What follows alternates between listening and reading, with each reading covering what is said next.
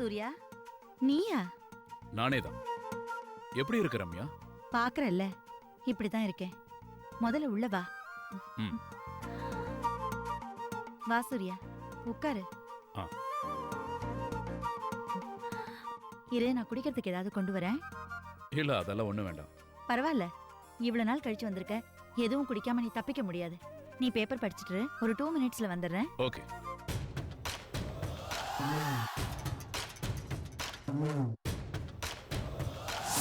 பொம்பளைங்க எப்பவும் சொந்த கால்ல நிக்கணும். எங்க அப்பா எனக்கு எப்படி பணம் சம்பாதிக்கணுங்கிற வித்தைய கத்து கொடுத்துட்டு போயிருக்காரு. நானும் என் புருஷனும் நல்லா இருப்போம். போடா.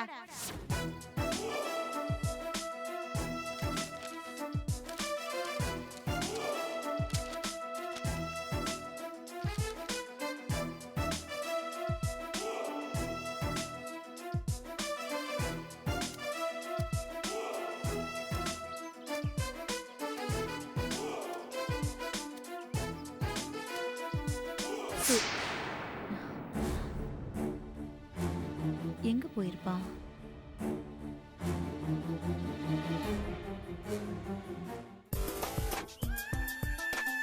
சூர்யா, நீ இங்க இருக்கியா? டீ சாப்பிடு. சுகர் கம்மியா போட்டிருக்கியா? நானும் கம்மியா தான் சாப்பிடுவேன், பயப்படாத. ஆமா, நான் இந்த ஏரியால தான் இருக்கேன்னு நீ எப்படி கண்டுபிடிச்ச? நேத்து ஒரு வேலையா இந்த ஏரியாவுக்கு வந்தேன். எதாச்சியா மார்க்கெட் ஸ்ட்ரீட்ல உன்னை பார்த்தேன். அதனாலதான் பார்த்துட்டு போலான்னு வந்தேன்.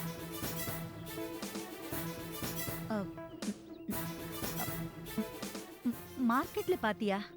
ஆமா. எத்தனை மணிக்கு பார்த்த? ஒரு 7 மணி இருக்கும், ஈவினிங். நான் என்ன பண்ணிட்டு இருந்தேன்? கையில ஒரு பேக்கோட நீ பைக்ல ஏறத பார்த்தேன். நல்ல வேளை, நாம போகும்போது தான் பார்த்திருக்கான். நீ அப்பவே கூப்பிட்டுருக்கலாம்ல. அப்போ நான் ரோட் சைடுல ஆப்போசிட்ல கார்ல இருந்தேன். நீ ரோட்டுக்கு அந்த பக்கம் இருந்த. கூப்பிட முடியல. உன் மொபைல் நம்பரும் என்கிட்ட இல்ல. சரின்னு வண்டி நம்பரை நோட் பண்ணி என் ஃப்ரெண்டு கிட்ட கொடுத்து அட்ரஸை கண்டுபிடிச்சு இங்க வந்தேன். அடேங்கப்பா, பெரிய போராட்டம் தான் பண்ணிருக்க. ஃப்ரெண்ட் இல்லையா, அதுவும் பழைய ஃப்ரெண்டு. 10 வருஷம் ஒரே ஸ்கூல்ல ஒன்னா படிச்சவங்க.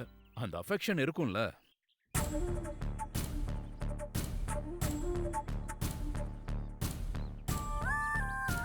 என்ன? ஒண்ணும் இல்ல. ஆமா, இது என்ன கோலம்? மேல இருக்கிறவன் கொடுத்த பரிசு. என்னாச்சும் கணவருக்கு? யாரோ செய்வினை செஞ்சு அவரை கொன்னுட்டாங்க. செய்வினையில அப்படியெல்லாம் பண்ண முடியுமா? அவரோட மரணத்துல செய்வினை சம்பந்தப்பட்டிருக்கிறதா அவரோட சில ஃப்ரெண்ட்ஸ் பேசிக்கிட்டாங்க. நம்ம ஊர்ல யாருக்கும் நீ இப்படி இருக்கிறதா சொல்லவே இல்லையே. என்னத்த சொல்றது, பிசினஸ்ல லாஸ் ஆயிடுச்சுன்னு ஊர் விட்டு ஊர் என்ன கூட்டிகிட்டு வந்தாரு. வந்த இடத்துல அவருக்கு ஒரு வேலை கிடைச்சது. வேலை பார்த்த இடத்துல அவர் காட்டின ஆர்வம் அவரை உயர்த்துச்சு. அவரோட நேர்மை தப்பு பண்ற சக தொழிலாளிகளுக்கு பொறாமையை உருவாக்கிடுச்சு. ஊர் விட்டு ஊர் வந்து இவன் என்ன முதலாளி கிட்ட நல்ல பேர் வாங்குறதுன்னு அவருக்கு ஏதோ செய்வினை செஞ்சு அவரை கொன்னுட்டாங்க. என்ன செஞ்சிட்டாங்க? அதான் சொன்னனே, செய்வினை செஞ்சுட்டாங்கன்னு. அப்படியெல்லாம் செய்ய முடியுமா? எப்படியெல்லாம்? செய்வினையால ஒரு ஆளை ஏதாவது செய்ய முடியுமான்னு கேக்குறேன். என் வீட்டுக்காரரை மென்டல் ஆக்கிட்டாங்கல்ல, அது ப்ரூஃப் தானே. நிஜமாவா சொல்ற? இப்ப நீ கேட்டியே அவர் செத்தப்போ நம்ம ஊர்ல யாருக்கும் ஏன் சொல்லலன்னு. அவர் மென்டல் ஆகி பைத்தியக்கார மாதிரி சுத்திக்கிட்டு இருந்தப்போ எல்லார்கிட்டயும் சொன்னேன். கோயிலுக்கு போனாங்க, பூஜை பண்ணாங்க, பூசாரிக்கிட்டயும் போனாங்க, யாகம் பண்ணாங்க, ஹாஸ்பிட்டலுக்கும் கூட்டிட்டு போனாங்க. அவருக்கு ஒண்ணுமே இல்ல, நார்மல்னு சொன்னாங்க. அவருக்கு ஒண்ணும் இல்ல, சும்மா பொண்டாட்டிக்கிட்ட நடிக்கிறாருன்னு எல்லாரும் அவரை கிண்டல் பண்ணாங்களே தவிர யாராலையும் அவரை குணப்படுத்த முடியல. அதுல வெறுத்து போனதுனாலதான் அவர் செத்தப்போ நான் யாருக்கும் எதுவும் சொல்லல. உன் வீட்டுக்காரர் செத்ததுக்கு செய்வினை தான் காரணமா? 100% செய்வினை தான் காரணம். இந்த செய்வினையெல்லாம் உண்மையா? உண்மைன்னா உண்மை, பொய்னா பொய். அது நம்ம நம்பிக்கை சம்பந்தப்பட்டது. இந்த ஊர்ல அந்த செய்வினைய அதிகமா செய்யறாங்களாமே, அது உண்மையா? ஆமா, அந்த காட்டுப்பகுதியில இருக்கிற எல்லாருமே அவங்கதான். ஏன் சொல்றான். நீ அந்த செய்வினை செய்யறவங்களோட பேசிருக்கியா? பேசியிருக்கேன், பழகிருக்கேன். அந்த வித்தையெல்லாம் கூட நான் கத்திருக்கேன். நிஜமாவா சொல்ற? ஆமா, என் புருஷன்னா எனக்கு உயிரின்னு உனக்கு தெரியும்ல. தெரியும். என் வீட்டுக்காரர் இறந்தது செய்வினைனால தானே எல்லாரும் சொன்னாங்க. செஞ்சது யாருன்னு கேட்டேன், யாராலையும் கண்டுபிடிக்க முடியல. அதனால நானே அது சம்பந்தப்பட்ட புக்ஸ் எல்லாம் படிச்சேன். ஓ சூப்பர். இந்த விஷயத்துல யார் யாரெல்லாம் எக்ஸ்பர்ட்டோ அவங்க கிட்ட எல்லாம் பேசினேன். இந்த செய்வினையில ஏவலை அனுப்பி ஒரு உயிரை எடுக்கலாமே தவிர யார் அதை ஏவி விட்டாங்கன்னு கண்டுபிடிக்கவே முடியல. அதனால நானே இறங்கி கத்துக்க ஆரம்பிச்சு இப்ப எக்ஸ்பர்ட்டும் ஆயிட்டேன். சரி, யாரும் உன் கணவரை கொன்னாங்கன்னு கண்டுபிடிச்சிட்டியா? இன்னும் இல்ல, அதுக்கான முயற்சியில இருக்கேன். ஆமா, நீ எதுக்காக இந்த ஊருக்கு வந்திருக்க? அது ஒரு பயங்கர கதை. ஆனா வந்த பர்பஸ் சால்வ் ஆயிடுச்சு. என்ன சொல்ற?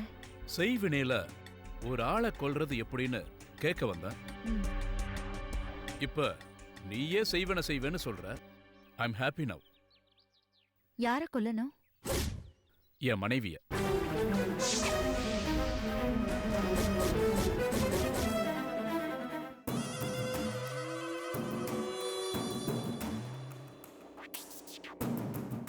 இப்போ என்னாச்சுன்னு இப்படி சோகமா இருக்கீங்க? என் மனசு சரியில்லை. நான் வேணா எங்க அண்ணனுங்க யாருக்காவது ஃபோன் பண்ணி ஒரு ஃபுல் பாட்டில் சரக்கு எடுத்துட்டு வர சொல்லட்டுமா? என்ன நக்கலா? இதுல நக்கல் என்ன இருக்கு? பின்ன நீ பேசுறது நக்கல் பேச்சு இல்லாம வேற என்ன? நக்கல் பேச்சுன்னா எப்படி இருக்கும் தெரியுமா? பேசி காட்டட்டுமா? மனசு சரியில்லைனா போய் ஒரு ஃபுல் பாட்டில் வாங்கிட்டு வாங்க. நான் சிக்கன் சமைச்சு வைக்கிறேன். 2 பேரும் ஒன்னா உக்காந்து குடிச்சிட்டு சோக கீதம் பாடலாம் அப்படின்னு சொல்லிருப்பேன்.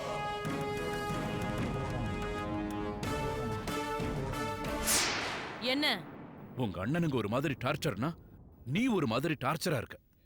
என்ன கல்யாணம் பண்ணிக்கும் போது மனமேடையில நான் உங்ககிட்ட என்ன சொன்னேன் ஞாபகம் இருக்கா? என்ன சொன்ன? நிறைய பணம் டௌரியா குடுக்கறாங்கங்கிறதுனால என் கழுத்துல தாலி கட்டுறீங்களே, பெரிய டார்ச்சர் அனுபவிக்க போறீங்கன்னு நான் சொன்னேன்ல. அப்ப நான் சீரியஸா எடுத்துக்கல. ஏன் தப்புதான் தாயே? சீரியஸான விஷயங்களை காமெடியா எடுத்துக்கிட்டா இப்படிதான் கன்ஃபியூஷனா இருக்கிற சமயங்கள்ல கன்றாவிய செருப்பால அடிக்கும். நீ என்ன பிடிக்கலன்னா சொல்லிருக்க வேண்டியதானே? யாரு உங்களை பிடிக்கலன்னு சொன்னது? குடிச்ச பொண்டாட்டிங்க யாரும் புருஷனை இப்படி கொடுமை பண்ண மாட்டாங்க. உங்களை எனக்கு பிடிச்சுதான் கல்யாணம் பண்ணிக்கிட்டேன். ஆனா உங்களை விட எனக்கு ரொம்ப பிடிச்சது பணம். பணம் இருந்தா எது வேணும்னாலும் செய்யலாம். அந்த பணத்தை சம்பாதிக்கிறதுக்கு உங்களுக்கு எல்லா சான்ஸையும் எங்க அண்ணனுங்க பண்ணி கொடுத்தாங்க. உங்க அப்பாவும் பண்ணி கொடுத்தாரு. ஆனா நீங்க அதை தொலைச்சிட்டீங்க. அந்த அப்பாவித்தனம் எனக்கு பிடிக்கல. என்ன பொறுத்த வரைக்கும் பணம் சம்பாதிக்க தெரியாத ஆம்பளைங்க பணத்துக்கு சமம். நான் ஒன்னும் பணம் சம்பாதிக்க தெரியாத ஆள் இல்ல. சம்பாதிச்சத தொலைச்சிட்டேன். பணம் சம்பாதிக்க தெரியாத ஆம்பளைங்களை கூட மன்னிச்சிடலாம், சொல்லி கொடுத்து சரி பண்ணிடலாம். ஆனா சம்பாதிச்ச பணத்தை தொலைச்சவன் பரம வேஸ்ட். தொலைச்ச பணத்தை அதே விலையோட நேர்மையா எவனாலையும் திருப்பி சம்பாதிக்கவே முடியாது. இல்லனா தப்பான தொழில் செய்யணும். அதுக்குண்டான தில் இருக்கணும். அப்படின்னா இன்னைக்கு 1 ரூபாய் சம்பாதிக்கணும்னா 2000 ரூபாய் முதலீடு தேவை. நீங்க எவ்வளவு தொலைச்சீங்க? just 60 lakhs. 60 லட்சம் இன்னைக்கு இருந்தா வட்டி எவ்வளவு வரும்? எதுக்கு இப்ப இதெல்லாம்? கேக்குறதுக்கு பதில் சொல்லுங்க. எவ்வளவோ வந்துட்டு போகுது. என்ன இப்போ? 60 லட்சத்துக்கு 1 ரூபாய் வட்டி போட்டாலும் மாசத்துக்கு 60,000 வரும். சரியா? நீங்க லாஸ் பண்ண 60 லட்சத்தை சம்பாதிக்கிறதுக்கு உங்களுக்கு குறைஞ்சபட்சம் எவ்வளவு டைம் வேணும்? என்ன இப்படி எல்லாம் கேள்வி கேக்குற? கேள்வி கேக்குறதுக்கே இவ்வளவு பத்திக்கிட்டு வருதுன்னா 60 லட்சத்தை லாஸ் பண்ண புருஷன் மூஞ்ச பாக்குறதுக்கு எனக்கு எவ்வளவு பத்திக்கிட்டு வரும்? ஏய், ஒரு மனுஷன் பிசினஸ்ல தோத்துட்டானா அவனால பணம் சம்பாதிக்கவே முடியாதா? இவ்வளவு சீப்பா பாக்குறீங்க? நீங்க நினைக்கிற அளவுக்கு உலகம் அவ்வளவு ஈஸி இல்லன்னு சொல்றேன். உங்க மண்டையில ஏற மாட்டேங்குதே. நான் விட்ட பணத்தை கண்டிப்பா திரும்ப சம்பாதிப்பேன். முடியவே முடியாதுன்னு சொல்றேன். ஏன் ஏன் முடியாது? நான் தான் சொன்னேன்ல, 1 ரூபாய் சம்பாதிக்க 50 வருஷத்துக்கு முன்னாடி 1 ரூபாய் இருந்தா போதும். 20 வருஷத்துக்கு முன்னாடி 1 ரூபாய் சம்பாதிக்க 100 ரூபாய் இருந்தா போதும். ஆனா இன்னைக்கு 1 ரூபாய் சம்பாதிக்க 2000 ரூபாய் வேணும். அதாவது 1 லட்சம் சம்பாதிக்க 200 கோடி இன்வெஸ்ட்மெண்ட் வேணும். 60 லட்சம் ரூபாய் சம்பாதிக்க எவ்வளவு வேணும்? 60 into 200 crores. எவ்வளவு?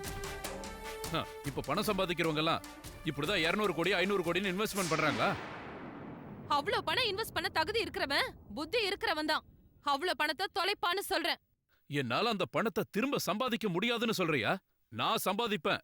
கோடி கணக்குல கடன் வாங்கி வியாபாரம் பண்ணா பணம் வந்த மாதிரி தான் தெரியும், ஆனா வராது. ஸ்டேட்டஸ் மெயின்டைன் ஆகுற மாதிரி இருக்குமே தவிர கண்டிப்பா லாபம் இருக்காது.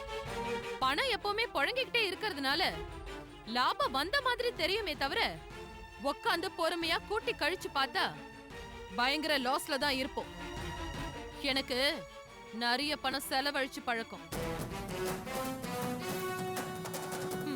தொலைக்கிற உங்களோட எப்படி வாழ்க்கை அனுபவிக்கிறதுன்னு பயம் வந்துருச்சு.